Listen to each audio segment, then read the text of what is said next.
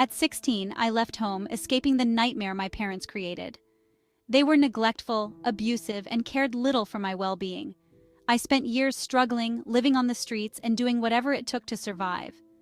By the time I turned 20, I'd built a fragile semblance of stability, but the scars of my past never faded.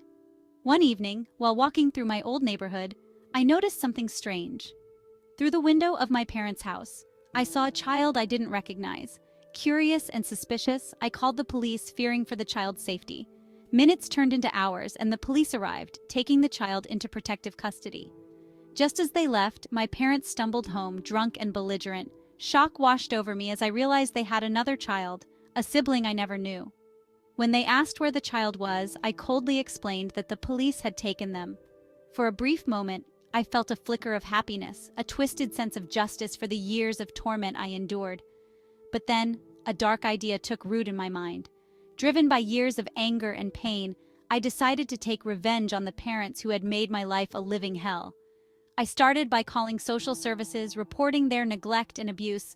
The authorities quickly investigated, and my parents' lives began to unravel. They lost custody of my sibling and were faced with legal battles and public shame. But my revenge didn't stop there. I made anonymous calls to their employers, exposing their alcoholism and erratic behavior. They lost their jobs, spiraling further into despair. I spread rumors in the community, ensuring they became pariahs, isolated and despised. As their lives fell apart, I watched from a distance, feeling a hollow satisfaction. They had beaten and neglected me, and now they were paying the price. But as the days turned into weeks, the emptiness grew.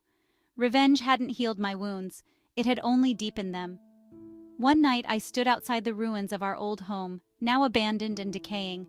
I realized that in my quest for vengeance, I had become as bitter and broken as the people I despised. The tragedy was complete.